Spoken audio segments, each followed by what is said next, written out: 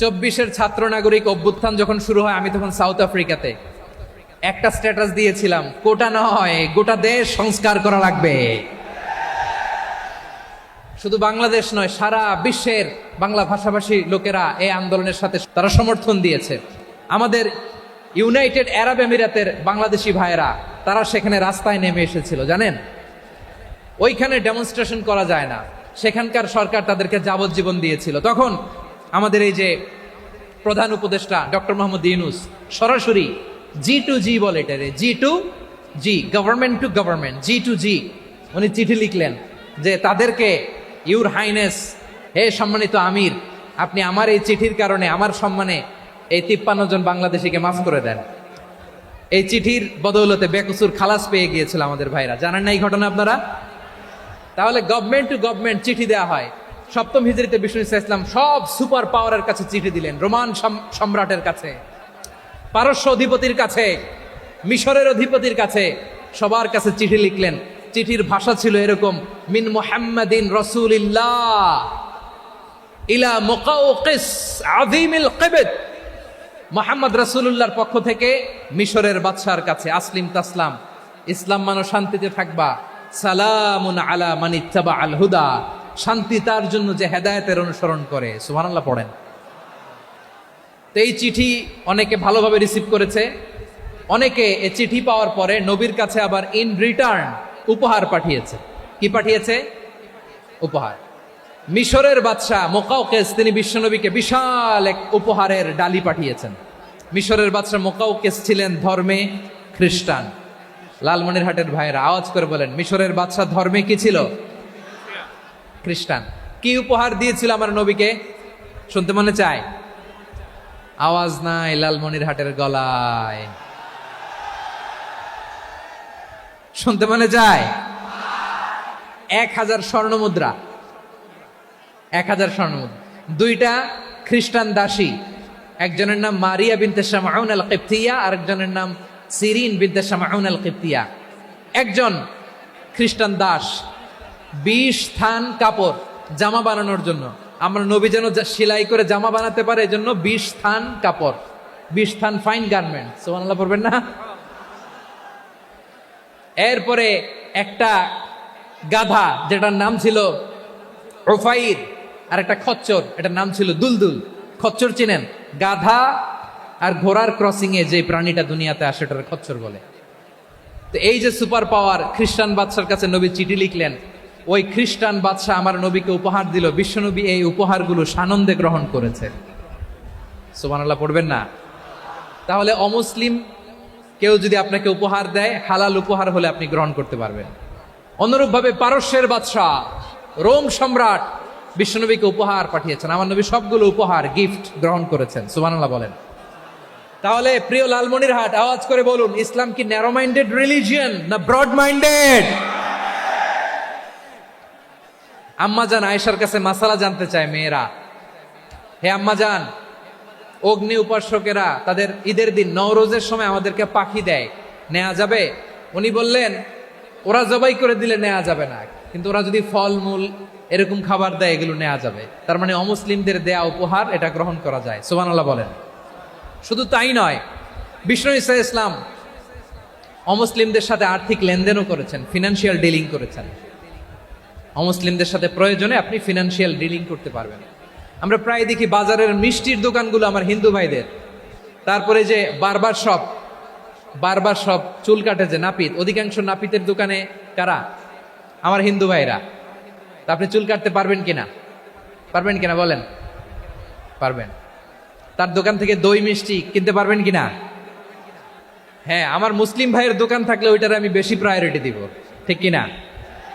কিন্তু যদি তাদের সার্ভিস নিতে চান, প্রোডাক্ট নিতে চান, পারবেন। তার দলিল সহিহ বুখারী, আম্মা জান আয়েশা রাদিয়াল্লাহু তাআলা আনহা বলেন, ইশতারা রাসূলুল্লাহ সাল্লাল্লাহু আলাইহি ওয়াসাল্লাম মিন ইয়াহুদিন তুআমান ওয়া রাহানাহু দিরআহু মিন হাদিদ। রাসূল সাল্লাল্লাহু আলাইহি ওয়াসাল্লাম এক ইহুদির কাছ থেকে, কার কাছ থেকে? সবাই বলে নাই, কার কাছ থেকে? আমার নবী, পেয়ারা নবী এক ইহুদির কাছ থেকে জব কিনেছিল। জব, বার্লি, যেটা দিয়ে রুটি বানায়। ওই জবের দাম দেওয়ার টাকা পয়সা নবীর কাছে ছিল না, ফলে নবী ওনার একটা পোশাককে মর্গেজ রেখেছিলেন, মর্গেজ বন্ধক, যে এখন এটার দাম দিতে পারবো না, কয়েক কেজি বার্লি নিয়ে যাই আর বন্ধক হিসেবে আমার জামাটা রেখে গেলাম, যেই দিন দাম দিব ওই দিন জামাটা ছুটাই নিয়ে যাব। সুবহানাল্লাহ পড়বেন না? বাকিতে নিছিলেন, বাকিতে। দিরআহু মিন হাদিদ, লোহার তৈরি বর্ম, মানে যুদ্ধের পোশাক, লোহা দিয়ে বানানো। বিশ্বনবী বললেন কয়েক কেজি জব দাও, টাকাটা পরে দিব, এখন টাকা নাই, বন্ধক হিসেবে মর্গেজ হিসেবে আমার জামা রেখে গেলাম, যখন টাকা দিব জামা ছুটায় নিব। আওয়াজ করে বলতে হবে সুবহানাল্লাহ। এ থেকে বোঝা গেল অমুসলিমদের সাথে ফিনান্সিয়াল ডিলিং করা যায়, অর্থনৈতিক লেনদেন করা যায়, কেনাবেচা করা যায়, প্রোডাক্ট কেনা যায়। এমনকি আমাদের মসজিদে নববীতে বারান্দায় আপনার একটা অটোমেটিক ফ্লাইং আমব্রেলা দেখছেন? সূর্য যখন বাড়ে মসজিদে নববীর বারান্দায় ইয়ার্ডের মধ্যে অটোমেটিক্যালি কিছু আমব্রেলা আছে, সাঁ করে খুলে যায়, আর সূর্যের তাপ লাগে না। আবার সন্ধ্যাবেলায় এই আমব্রেলাগুলো ওরা ক্লোজ করে ফেলে, দেখেন নাই না? দেখছেন? এই মসজিদে নববীকে সর্বোচ্চ উন্নত মানের কনস্ট্রাকশন ইনফ্রাস্ট্রাকচারে ডেভেলপ করার জন্য কর্তৃপক্ষ কিছু অমুসলিম ইঞ্জিনিয়ারের, ডিজাইনারের সহায়তা নিয়েছিল। সুবহানাল্লাহ বলেন। কোন দলিলের ভিত্তিতে? এই দলিলের ভিত্তিতে যে বিষ্ণু ঈসা ইসলাম অমুসলিমদের সাথেও লেনদেন করেছেন। আওয়াজ করে বলতে হবে আল্লাহু আকবার।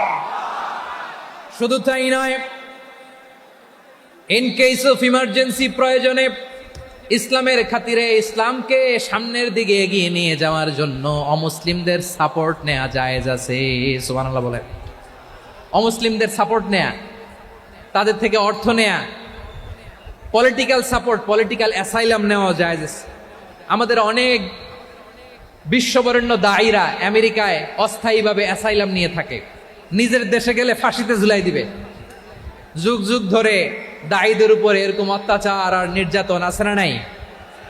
মিশরের অনেক দায়ীরা পাশ্চাত্যে যেয়ে থাকে, এই যে তারা পলিটিক্যাল অ্যাসাইলাম নিয়ে থাকে, রাজনৈতিক আশ্রয়, এটা জায়েজ আছে না? এটা যে জায়েজ আছে তার প্রমাণ স্বয়ং বিশ্বনবী সাল্লাল্লাহু আলাইহি ওয়াসাল্লাম পলিটিক্যাল সাপোর্ট নিয়েছিলেন অমুসলিমদের কাছ থেকে। সুবহানাল্লাহ বলেন। খুব মজাদার একটা ঘটনা, শুনবেন? আপনাদের আগ্রহ দেখে তো মনে হয় না শোনার ইচ্ছা আছে। আছে আছে আমার ভাইরা, বিশ্বনবীর বয়স তখন প্রায় 51 বছর। কত বছর? বিশ্বনবীর সবচেয়ে কাছের মানুষ খাদিজা রাদিয়াল্লাহু তাআলা আনহা ইন্তেকাল করেছেন।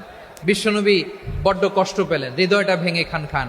যিনি ঘরের ভেতরে বিশ্বনবীকে সান্ত্বনা দিতেন, ভালোবাসা দিতেন, বাইরে গেলে কুরাইশরা বকাঝকা করে, অত্যাচার করে, কিন্তু আম্মাজান খাদিজা রাদিয়াল্লাহু তাআলা আনহা ঘরটারে এমন শান্তির নীড় বানায় রেখেছেন, এই ঘরের ভিতরে ঢুকলে বিশ্বনবীর কলিজাটা ঠান্ডা হয়ে যেত। এজন্য রব্বুল আলামিন বলেন, খাদিজা, ও আমার বান্দি খাদিজা, জান্নাতে এমন স্পেশাল একটা ঘর আমি তোমার জন্য রেডি করে রেখেছি। ওই ঘরের মধ্যে কোনো আওয়াজ নাই, ওই ঘরের মধ্যে কোনো নয়েজ নাই, ওই ঘরে কোনো বিশৃঙ্খলা নাই।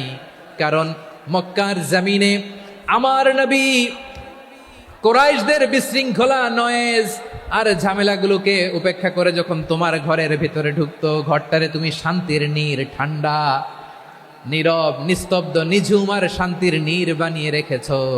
এজন্য জান্নাতে স্পেশাল একটা শান্তির নীড় আমি তোমারে উপহার দেব। ওই প্রিয়তমা স্ত্রী খাদিজা ইন্তেকাল করলেন, বিশ্বনবী হৃদয় ভেঙে খান খান। আবার ওনার চাচা আবু তালেব ইন্তেকাল করলেন, যিনি পলিটিক্যাল শেল্টার দিতেন নবীকে।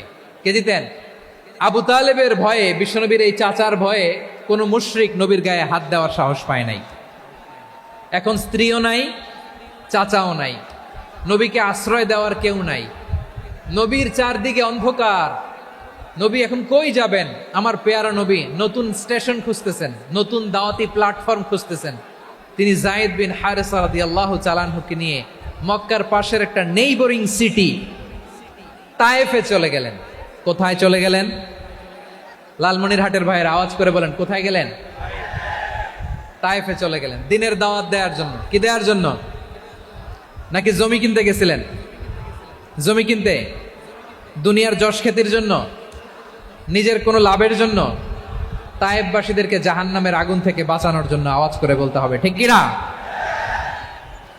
বিশ্বনবী বিশাল মরুপথ, পাহাড়ি পথ পাড়ি দিয়ে তায়েফের মরুজমিনে গেলেন কোরআনের দাওয়াত নিয়ে, ইমানের দাওয়াত নিয়ে। কিন্তু তায়েফের লোকেরা বিশ্বনবীর দাওয়াতকে শুধু প্রত্যাখ্যান করেই থামে নাই, তারা বিশ্বনবীর সাথে অত্যন্ত খারাপ আচরণ করেছে। বিশ্বনবীকে শারীরিকভাবে হেনস্থা করেছে, আমার নবীকে শারীরিকভাবে অত্যাচার করেছে, আমার পেয়ারা নবীর গায়ে পাথর মেরেছে, বিশ্বনবীর গা বেয়ে ঝরঝর করে রক্ত ঝরেছে, নবী জামিনের মধ্যে লুটিয়ে পড়েছেন, আবার মেরেছে, আবার নবী হাঁটতে শুরু করলেন, পেছন থেকে আবার মেরেছে, আবার নবী রক্তাক্ত হয়ে জামিনের মধ্যে লুটিয়ে পড়লেন, আবার মেরেছে। বিশ্বনবীর মতো এত সুশ্রী মানব, বিশ্বনবীর মতো এত শুভ্র মানব, বিশ্বনবীর মতো এমন চমৎকার দেহাবয়ব দিয়ে রব্বুল আলামিন কাউকে বানান নাই। এরকম চমৎকার মানুষটাকে তারা তায়েফের ওই জমিনে রক্তাক্ত করেছে। বিশ্বনবী দুনিয়ার কোনো স্বার্থের জন্য সেখানে যান নাই, নিজের কোনো লাভের জন্য, প্রাপ্তির জন্য যান নাই, তায়েফবাসীদের জাহান্নামের আগুন থেকে বাঁচাতে গিয়েছেন। ঠিক কিনা বলেন? খেয়ে না খেয়ে দিন প্রচারের কাজে নিজেকে দিয়েছ বিলিয়ে, তায়েফের কাফিরেরা চিনল না সে আলো, দুষ্ট ছেলেদের পিছু দিল লেলিয়ে, পাথরের আঘাতে ক্ষত বিক্ষত হয়ে সারা শরীর থেকে রক্ত ঝরে। হে রাসূল তোমাকে ভুলি আমি কেমন করে, হে রাসূল তোমাকে ভুলি আমি কেমন করে। পারেন না আপনারা? ধরুন আমার সাথে, হাজার ব্যথা বেদনার পরে ফিরে আসনি তুমি আপন ঘরে, দিনের আলো তুমি ছড়িয়ে দিতে, চলে গেলে মদিনায় মক্কা ছেড়ে। হে রাসূল তোমাকে ভুলি আমি কেমন করে, হে রাসূল তোমাকে ভুলি আমি কেমন করে। ঠিক কিনা বলেন? প্রিয় ভাইরা, তায়েফের ছেলেরা নবীকে রক্তাক্ত করলো। আমার নবী কই যাবে? কই যাবে? মক্কায় জায়গা নাই, তায়েফে জায়গা নাই। তায়েফ থেকে ভারাক্রান্ত মন নিয়ে আমার নবী মক্কায় ফিরে আসলেন। বিশ্ব নবী মক্কায় ঢুকতে পারেন না। মক্কার মরুভূমির দিকে তাকিয়ে, উপত্যকার দিকে তাকিয়ে বিশ্বনবী ধা ধা করে কাঁদেন, ঝরঝর করে নবীর চেহারা মোবারক থেকে চোখের পানিগুলো বেয়ে বেয়ে পড়ে। আমার জন্মস্থান, আমার শৈশব, কৈশোর, যৌবন কেটেছে এই মক্কায়, আমার এলাকায় আমি ঢুকতে পারি না। বিশ্বনবী মক্কার অনতি দূরে দাঁড়িয়ে জায়েদকে পাঠালেন, জায়েদ যাও দেখো কেউ আমাকে সাপোর্ট করার মতো আছে কিনা, যাও অমুকের কাছে যাও। জায়েদ গেলেন, তারাও প্রত্যাখ্যান করে ফিরিয়ে দেয়। বিশ্বনবী বললেন যাও অমুক লোকের কাছে যাও, তিনিও প্রত্যাখ্যান করে ফিরিয়ে দিলেন। কেউ বিশ্বনবীকে আশ্রয় দিতে রাজি হয় না। নিজ জন্মভূমিতে বিতাড়িত বিশ্বনবী, সর্বশেষ বিশ্বনবী বললেন যাও মুতঈম ইবনে আদির ঘরে যাও। মুতঈম ইবনে আদি মুশরিক, তার কাছে যাও। গেলেন, মুতঈম ইবনে আদি রাজি হয়ে গেল। সুবহানাল্লাহ বলেন। দেখেন, অনেক বিপদের সময়ও আমি নিজে সাক্ষী, সামাজিকভাবে, রাজনৈতিকভাবে কত ঝঞ্ঝা, কত ষড়যন্ত্র, কত কনস্পাইরেসি পাড়ি দিয়ে আমাদেরকে সামনে এগিয়ে যেতে হয়। এই শত্রুদের ভেতরেও একজনকে দাঁড় করিয়ে দেয় যে আল্লাহর কোরআনের জন্য রেডি হয়ে যায়। পড়েন সুবহানাল্লাহ।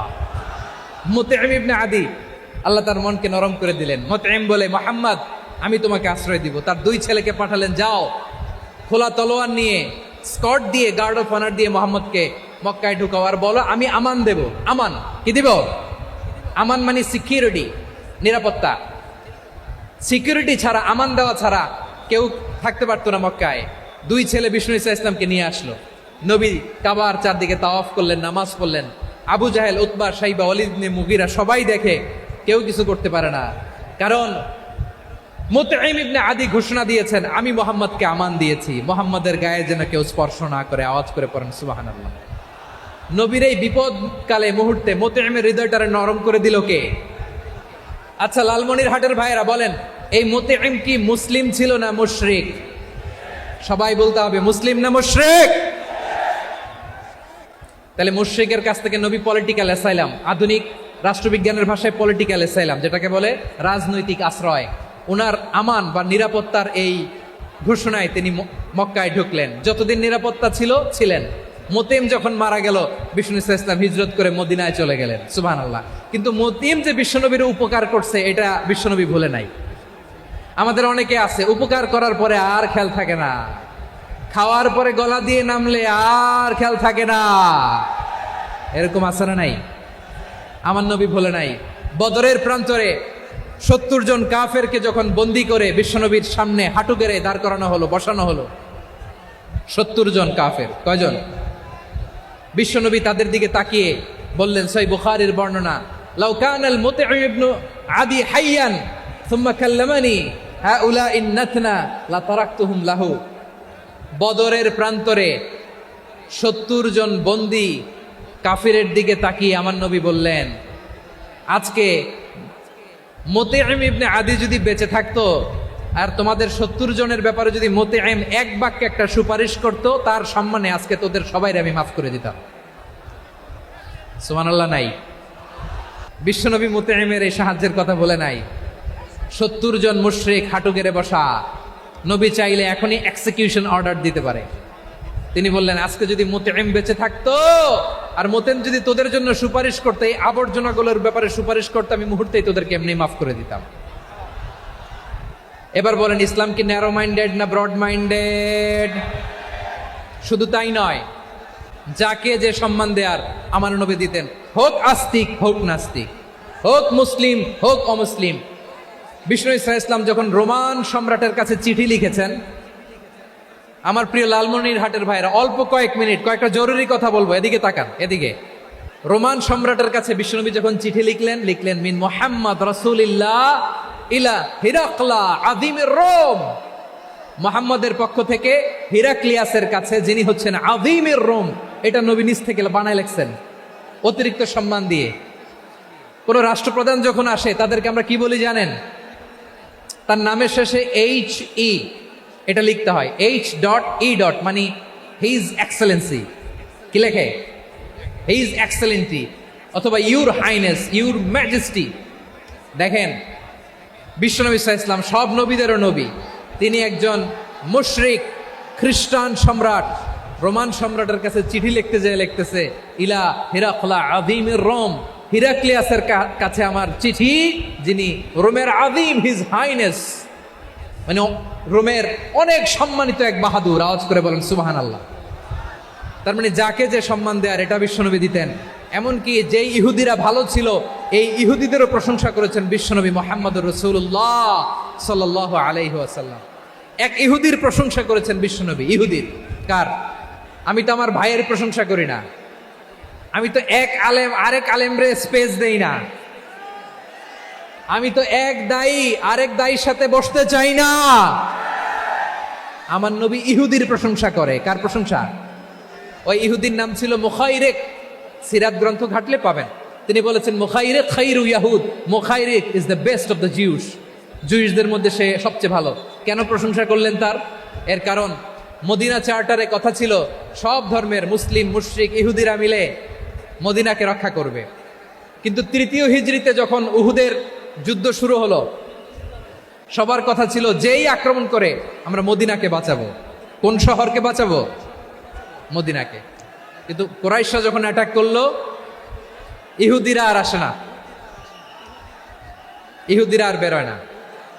বিষ্ণু বললেন, ওহে ইহুদিরা, তোমরা না চুক্তি করলে আমার সাথে যে মদিনা বাঁচাতে সবাই ঝাঁপিয়ে পড়বো, আসো। একটা ইহুদিও বেরোয় না, কেউ আসে নাই সেদিন, একজন ছাড়া। তার নাম মুখাইরেক। তার নাম কি? মুখাইরেক বাহাদুরের মতো ঘোড়সওয়ার হয়ে বেরিয়ে গেলেন এবং বললেন, গোটা ইহুদি সাম্রাজ্যের একজনও যদি না আসে, আমি মুখাইরেককে কেউ ঘরে আটকে রাখতে পারবে না। বেরিয়ে আসলেন, এসে বললেন, আমি মুহাম্মদের পক্ষে যুদ্ধ করব। আমি মারা গেলে আমার সম্পদ আমার উত্তরাধিকারীরা পাবে না, আমার সম্পদ তোমরা মুহাম্মদকে দিয়ে দিবা। সুবহানাল্লাহ বলেন। উহুদের ময়দানে 70 জন মুসলমান শহীদ হলো। এই ইহুদি, সেও মুসলমানের পক্ষে যুদ্ধ করে নিহত হলো। সুবহানাল্লাহ বলেন। মুসলিমদের লাশ যখন নিয়ে আসা হলো, এই মুখাইরিকের লাশও নিয়ে আসা হলো।